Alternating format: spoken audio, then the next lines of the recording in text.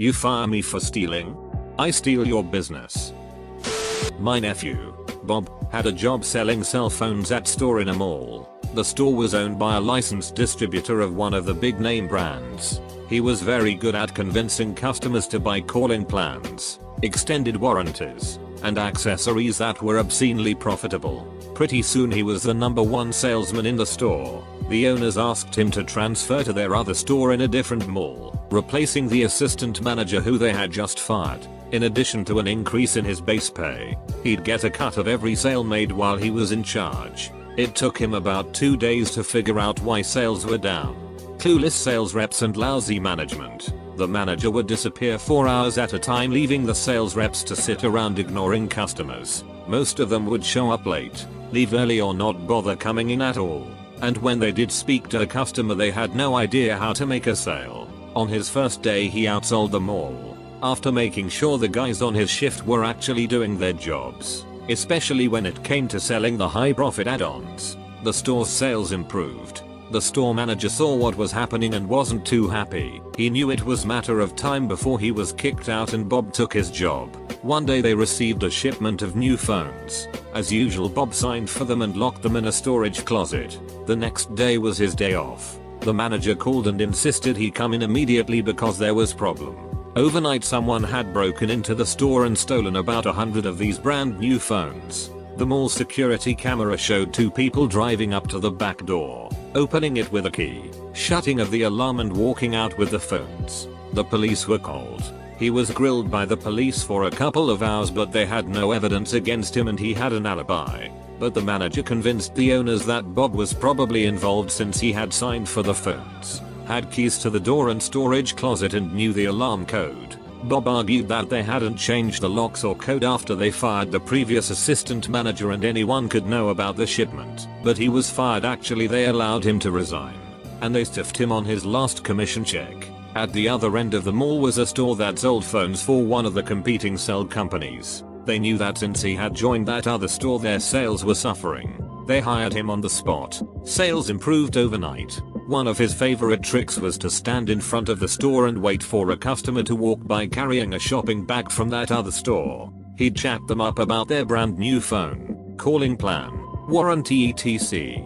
It's amazing how much the average mall shopper is willing to share with a stranger. Then he'd tell them that they probably didn't need the extended warranty and those accessories could be purchased at Walmart for about half the price. And he could sell them the exact phone with better plan for less money. If they agreed, he would walk them back to that other store and tell the clueless sales rep how to avoid that sale he just made. Then bring the customer back to his store to pick up their new phone. It took about 3 months before that other store closed its doors. Millions lost over a single flight. I was doing some HR training at work today and the HR rep told a story which was given as an example of one of the consequences of poor customer service. When my co-worker was going to be married, the wedding was out of state so as to be closer to his and the bride's families. One of his friends who was going to be in attendance had to fly coast to coast across the US in order to attend. The day of the wedding, his flight was cancelled, and the airline refused to rebook him a flight in time.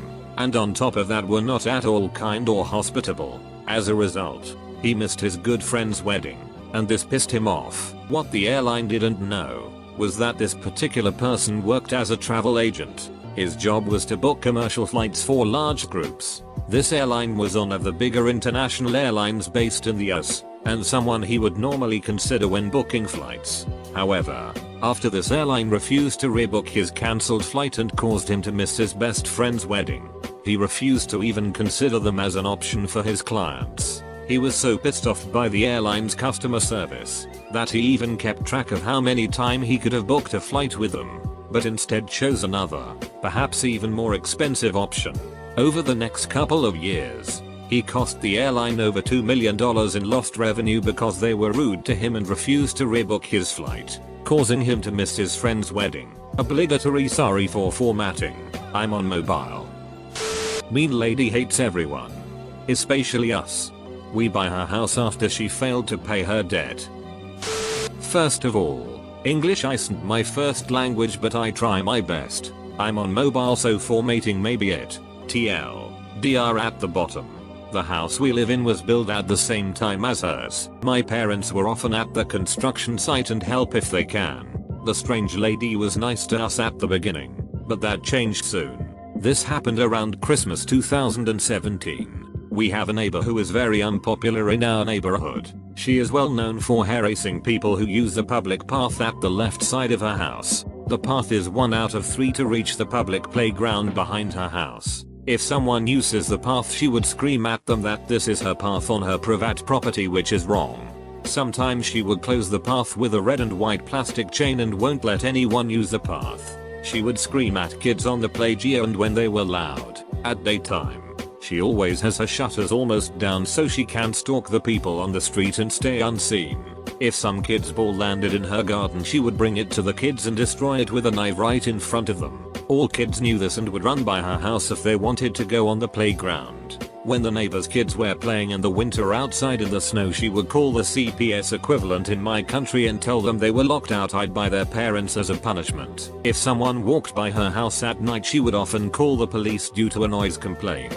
She was known by everyone in our neighborhood as the witch, but she hated my family in particular. We lived right beside her house. Our houses shared one wall. When me and my sister were young, we would use the swing in our garden or jump on our trampoline. She would regularly file noise complaints and often harass me and my sister when we were alone in our garden. If my parents heard her screaming swear words at us from the first floor of her house, they would yell back. If me or my sister walked on the path by her house, she would scream at us. We used the path daily on our way to school. One time when I came home from school, she was in her car with the trunk on the sidewalk. When I walked by the back of her car, she howled the engine and the dark exhaust hit me. Almost every night she would hit the shed wall with something to wake us up. Sometimes she ring on our door and try to make us go to other neighbors to complain about small things. We often had lawsuits with her. One time because her trees grew 2 over the border. Another time because she built a fence by sticking bamboo mats in the dirt and tearing it down the next day and telling the police we destroyed her wooden fence. We won all lawsuits against her because my uncle, he's teaching law school, gave us good advice on how to deal with her and named lawyers he knew were good. She never paid the workers who repaired things at her house and the electrical and water bills. When her old car broke down, she didn't pay the car mechanic and never got her car back. She was in debt and had a mortgage on her house. When the foreclosure came, we were at the court and bought her house. She was with us in the courtroom when the auction was and tried to buy her own house but wasn't allowed because she couldn't provide proof that she has enough money. We bought her house where she lived for 20+ years in front of her. We bought it because my parents were at the construction of her house and knew the workers did a great job at building it. We renovated it when she left. We repainted all rooms, renewed the insulation and put everywhere where no tiles were new wooden floor. My grandparents will be moving in her old house this fall. TLDR. Neighbor harassed the whole neighborhood and was extra mean to kids. She didn't pay bills and had a mortgage on her house. We bought it in front of her for my grandparents. Business refused to refund $40. The courts order him to pay $230. Storytime. Last September, my wife had planned a wonderful Father's Day present for me. Father's Day is in September in Australia. This was to be my first ever Father's Day as a new dad, so to mark the occasion, my wife had arranged to have our daughter's face laser etched onto a dog tag. However, the day before Father's Day, she received the item back and it was, shall we say, subpar. So she came to me and showed me my present early. Now I've had some experience with IT retailers before and remembered to always come prepared when disputing the quality of any goods and services. So I set my phone to record all audio and approached the retailer. I explained that my wife was upset at the quality of the engraving and rightfully so. I requested a refund and was immediately met with resistance. To begin with, they blamed the quality of the photo we provided. Then when I disputed that, they said that laser engraving doesn't do depth very well and some faces can end up with some shadows missing. End of conversation. They refused to refund and threatened to call security if I didn't leave. The engraver is located in a mall that I also happen to work in. My wife and I left. We straight away left a less than glowing review on their Google page. This was met with accusations of us being unreasonable and threatening violence. Ours was not the only review to which they had this response. They informed us that the matter had been passed on to the local police and that a restraining order had been applied for. We immediately called all local police stations and were delighted to hear that they had never heard of the company in question. After some thought, and me being the stubborn bastard that I am, I decided to forward the matter onto the local small claims tribunal. A month or so passed and our day in the tribunal had arrived. We honestly weren't expecting the engraver to show up, but lo and behold, there he was, at a civil claims court, in camo pants and a hoodie. We met in a room with a mediator, who told us that it may not be worth chasing a $40 refund from someone who is insured at head. She warned that it may end up costing more than the service to begin with. But, as mentioned before, I am a stubborn bastard. We pushed forward, opting to go to hearing. This is when we heard some marvelous news from the engraver. Oh, I'm not prepared to go to hearing today. I haven't got any of my evidence. Ding ding ding. We went to a hearing that day. The registrar ruled in our favor and issued a notice of payment. The business was to pay $40 within 2 weeks. 2 weeks later, no payment. No surprise. During this time, I had been communicating via email with the holder of the engraver's lease, who, in response to my complaint among many others, had decided to terminate the lease, effectively kicking the engraver out of the mall. My man. While the engraver was organizing a new venue for his business, I had filed a motion for a writ for levy of property, meaning the local sheriff was able to enter his premises and relieve him of merchandise to the value of the refund plus court fees, now totaling $139. I informed the engraver, asking him if he would like to settle like a reasonable person or have the sheriff pay him a visit. He was not a reasonable person. Once the writ had been issued, the fee then increased to $225. All I had to do was wait. And wait I did, until the 13th of March this year, when the sheriff finally attended his new business premises. He was offered an ultimatum: pay the fee, or have merchandise repossessed. Ladies and gentlemen, we got him. The man paid. He was stubborn for 6+ months over a $40 refund, only to be down $225 plus $5 interest. But that's not how he law WOKs. Edit. TL. DR. Got refused $40 refund over poor laser engraving. Ended up receiving $230 after court process. Well, you were warned not to park there.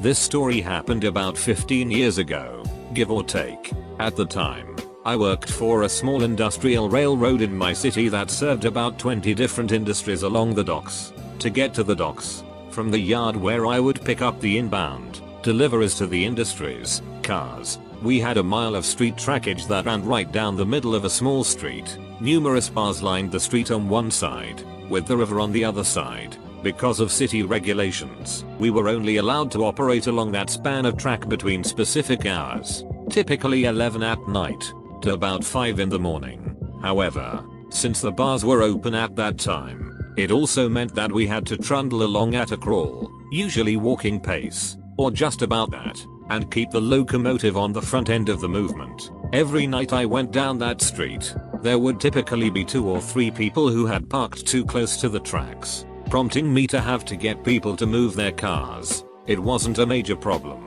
just an annoyance, except for one guy. It seemed that every single night, I would have to stop about halfway down because this guy would always park his truck at an angle in the street, as opposed to parallel parking. There were some angle parking spaces, but they were further down where there wasn't rails in the road. Every single night, I'd have to head into the bar this guy owned and bug the guy to get him to move the truck. Most of the time, it'd take him a good 30 minutes to an hour to drag himself out and move the thing. This meant, of course, I was losing time that I needed to get my job done. After months of this, I finally decided that I had enough. So, I decided to have the guy towed. Yeah, that didn't work out as well as I hoped. Turned out that the guy also had some job with the city, or the mayor's office, or some friend in either. So, no one would dare come out and tow his truck. I think I waited there a good hour before he eventually came out and moved it, even having the gall to flip me the bird as he left. At that point, I decided that not only was I totally done with the guy, but if the chance arose, I was going to teach him a lesson he wouldn't soon forget. Nothing physical per se, just a hard-learned lesson. Couple days later, I found myself heading down the track with half a dozen heavy cars with machinery bound for the docks. As I rounded the curve and neared the place where that guy always parked, I gently applied the independent brakes on the locomotive. This would slow the heavy train, but wasn't enough to stop it outright. At least, not quickly. I waited until the very last minute, laying on the horn and applying the full brakes, bringing everything to a screeching halt in the middle of the street. As I felt the brakes begin to hold, there was this loud thunk and screeching and tearing of metal as the train simply punted the truck out of the way, tearing the bed clean off it in the process. This did not go unnoticed, as a crowd had started to gather out front of the bar when they heard the train coming. I stayed in the cab, calling back to dispatch and informed them that I'd struck a parked car, and they needed to get the police and a tow truck out to my location.